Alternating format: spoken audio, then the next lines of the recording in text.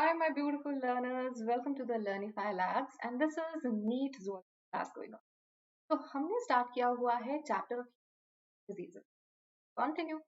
And before we continue, have to join us on Telegram, KT's The Learnify Labs. Like, subscribe, share, and follow us on Instagram and Facebook.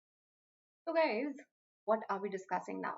In this chapter, we have started how does the body protect itself from the diseases, right? बीमारियां तो हैं आसपास, लेकिन इन बीमारियों से हमारी body हमें बचाती कैसे है?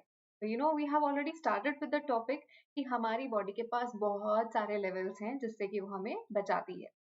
uh, मैं गूगल कर रही थी तो मुझे एक ये पिक्चर दिखी. आई थॉट ये पिक्चर ना एग्जैक्टली एक्सप्लेन करती है लेवल्स ऑफ इम्यूनिटी को. देखो कैसे. तो हम कहते हैं हमारे पास 3 लेवल्स ऑफ इम्यूनिटी है. पिछली वीडियो अगर आपने नहीं देखी तो जरूर देख लीजिएगा. तो this is the first level. I am sure जिन्होंने देखी पता है कि इसको मैंने फर्स्ट लेवल क्यों बोला है. ये फोर्ट्स हैं, ये दीवारें हैं, ये बैरियर्स हैं, राइट, जो कि दुश्मन को अंदर घुसने नहीं दे रहे. अगर दुश्मन अंदर घुस गया, ये देखो कितने अलग अलग तरह के दुश्मन आ रखे हैं, राइट, पूरी अपनी तैयारी के साथ. हम भी कौन से कम है, राइट. तो हमारी बॉडी ने भी फुल ऑन तैयारी कर रखी है अलग अलग लेवल्स पे इम्यूनिटी प्रोवाइड करने की. तो पहले तो दीवारें खड़ी कर दी, फर्स्ट लेवल. अब अगर दुश्मन इस दीवार को क्रॉस करके अंदर पहुंचा तो अंदर देखो हम भी पूरी तैयारी के साथ हैं. तो इस दीवार को क्रॉस करते गए अंदर है हमारे पास second level as well as third level. Now we are going to talk about this second level of immunity. अगर दुश्मन अंदर पहुंच गया तो हमारी बॉडी किस तरह से अपने आप को प्रोटेक्ट करेगी. बहुत सारे तरीके हैं उसके पास. फीवर है, इन्फ्लेमेशन है, interferons, phagocytosis, NK cells, complement system, ठीक है. तो ये सारे तरीके हैं. आज की क्लास में हमने प्रिसाइजली बात करनी है फीवर की, बुखार की. प्यार के बुखार की बिल्कुल नहीं करनी है. मेन बुखार होता क्या है, जब आपका बॉडी टेम्परेचर इंक्रीज हो जाता है. सो क्यों होता है, कैसे होता है, we are going to talk it all. देखो, मेरे टीचर ने मुझे एक बात बताई थी, मैं तुम्हें पास ऑन कर रही हूँ. किसी भी चीज को समझने के लिए ना हमें 5 GPS चाहिए होते हैं. कितने चाहिए होते हैं? 5 GPS.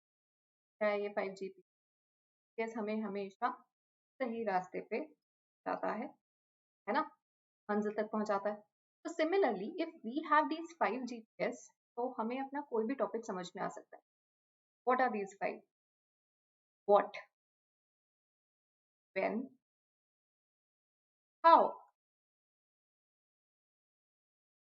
Why and where. तो अगर हमने इन 5 GPS का जवाब ढूंढ लिया तो we are done with the topic. Let's get started. तो सबसे पहला सवाल कि फीवर है क्या, राइट.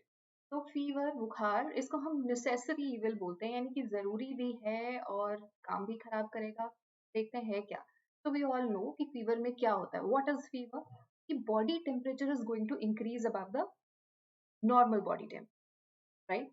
तो नॉर्मल बॉडी टेम्परेचर आपका जितना है उससे बॉडी टेम्परेचर इंक्रीज हो जाए. तो let's define it. Raising of normal body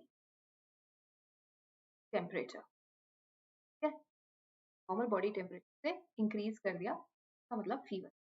ज्यादा कुछ भी. कब होता है?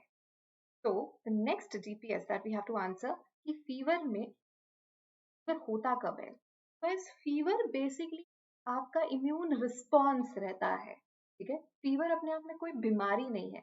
बहुत बार बच्चों को अगर बोला जाए कि डिजीजेस के नाम लिखो तो उसमें फीवर लिख देते हैं. फीवर एक सिम्टम है. फीवर बेसिकली एक इम्यून रिस्पॉन्स है, ठीक है. So when does fever occur? When a pathogen enters. जब दुश्मन घुसेगा तब बुखार होगा, ठीक है. So when a pathogen enters, normal body temperature is increased. Why? क्यों? क्योंकि guys ये हमारी बॉडी का एक तरीका है. Why? To kill the pathogen. To kill the pathogen. हमारी बॉडी को बहुत अच्छी तरह से पता है कि जो दुश्मन है वो सिर्फ नॉर्मल बॉडी टेम्परेचर पे ही सरवाइव कर सकता है. तो जैसे ही दुश्मन घुसा हमारी बॉडी ने अपना टेम्परेचर इंक्रीज कर दिया और इंक्रीज करते ही दुश्मन खत्म। टू किल द पैथोजन, क्योंकि पैथोजन सिर्फ normal body temperature 37 degree Celsius पे ही सर्वाइव करेगा। अब इसके साथ साथ गाइस एक चीज और होती है, जहां पैथोजन सिर्फ नॉर्मल बॉडी टेम्परेचर पे सर्वाइव कर सकता है, हमारे बॉडी के जो एंजाइम्स हैं वो भी सिर्फ नॉर्मल बॉडी टेम्परेचर पे ही काम कर सकते हैं। तो यहाँ पे एक रेड अलर्ट आ जाता है कि पैथोजेंस को मारने के चक्कर में हमारे एंजाइम्स भी डीनेचर होते हैं। So it also denatures the enzymes, right? और हम पड़ जाते हैं बेड पे, right? So it not only kills the pathogen, it denatures the enzyme. अब इसी से तुम्हें अपने सवाल का जवाब मिल जाएगा that why do we call it a necessary evil? So we call it necessary because ये necessary part है कि pathogens को destroy कर रहा है। evil part ये है कि ये दुश्मन को मारने के साथ साथ अपने एंजाइम्स को भी डीनेचर करता है। इसीलिए अगर बहुत तेज बुखार हो तो कई लोगों की डेथ भी हो जाती है फीवर से। तो high fever can be fatal. ये बहुत तेज बुखार है तो हमें फीवर को लो करना भी जरूरी। 3 सवाल पूरे हो गए। व्हाट, व्हेन, व्हाई, वेयर, कहाँ होता है fever? So we know that पूरी बॉडी का टेम्परेचर इंक्रीज करना है, right? Where is it occurring? Systemic, पूरी बॉडी में हो रहा है। सिस्टमिक वर्ड कहीं पे भी आ जाए means the whole body is involve. अब हमारे पास एक सवाल रह गया, हाउ? तो let's understand what is the mechanism of fever. ठीक है, तो देखो इतना मैंने तुम्हें बता दिया कि फीवर तब होगा जब पैथोजन अंदर घुसा है। तो लेट्स सी पैथोजन ने अंदर घुस के किया क्या, mechanism, how fever is going to occur. तो see, as the pathogen enters, guys ये जो पैथोजेंस है ना, ये अपने साथ कुछ ना कुछ खतरनाक लेके आए ही हैं। They are going to release some toxin in the body, right? तो दिस टॉक्सिन जो कि दुश्मन ने रिलीज किया है, जो पैथोजन ने रिलीज किया है, ये टॉक्सिन जाके हमारे हाइपोथैलेमस को स्टिमुलेट करता है। इसको स्टिमुलेट करेगा हाइपोथैलेमस को। तो it is going to stimulate hypothalamus. अब हाइपोथैलेमस ही क्यों? क्योंकि हाइपोथैलेमस जो है वो हमारी बॉडी का थर्मोस्टाट है, थर्मो रेगुलेटर है, बॉडी टेम्परेचर को रेगुलेट करता है, इंक्रीज डिक्रीज सब इसका काम है। तो दिस टॉक्सिन जो कि दुश्मन ने रिलीज किया है, that is going to stimulate the hypothalamus, and hypothalamus देख लेगा कि ये तो अपना केमिकल नहीं है, चलो जी बढ़ाओ टेम्परेचर। तो as a response hypothalamus is going to increase the body temperature, और इसी को हम क्या कह देते हैं, हो गया बुखार। और अब तुम्हें पता है कि इस फीवर से क्या क्या होगा, pathogens will be destroyed but also हमारे एंजाइम्स भी नेचर होंगे। ठीक है, तो इसका मतलब थोड़ा बहुत बुखार हो रहा है तो अच्छी बात है, आपका बॉडी रिस्पॉन्ड कर रही है, आपकी बॉडी लड़ रही है, वो रिएक्ट कर रही है दुश्मन के आने पे। तो अगर कोई इन्फेक्शन है तो बुखार हो जाना अच्छी बात होती है। अगर मान लो तुम्हें चिकन पॉक्स हो गया और तुम्हें बुखार ही नहीं है, जैसे कि मुझे हुआ था एक बार, तो it's not a good sign. हल्का बुखार अगर कॉमन कोल्ड के साथ भी हो रहा है तो it means your immunity is working, right? चलो इसी बात पे बाहर पटाखे भी फूट।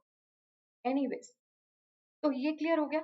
अब देखो ये जो टॉक्सिन है जो रिलीज किया है पैथोजन ने, इस टॉक्सिन की वजह से फीवर हुआ है। तो we call this toxin as pyrogen. What do we call it? Pyrogen. Fire का मतलब होता है गाइस फायर, एंड जेन मतलब जनरेटिंग।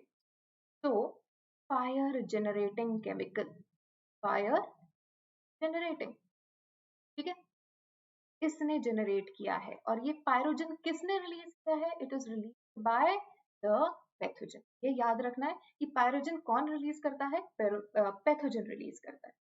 तो pyrogen is a toxin released by pathogen जो हाइपोथैलेमस को स्टिमुलेट करने वाला है। इसीलिए गाइस जब हमें बुखार होता है तो हम लेते हैं एंटीपायरेटिक। घर घर में पाए जाने वाली पैरासीटामोल वो किस कैटेगरी में आती है? Antipyretic. So these are the drugs to lower या fever lowering agents, call it anything. तो antipyretics, for example paracetamol। आपको इस लेवल पे कोई भी मेडिसिन याद नहीं करनी है, but this is just a common thing that we all use and we must know about. So it is an antipyretic. Cool. तो अब तुम्हें पता लग गया कि फीवर क्या है, ये बुरी चीज भी नहीं है बट एक लेवल से ज्यादा बढ़ने भी. That is all for today. Thank you so much and I'll see you next time.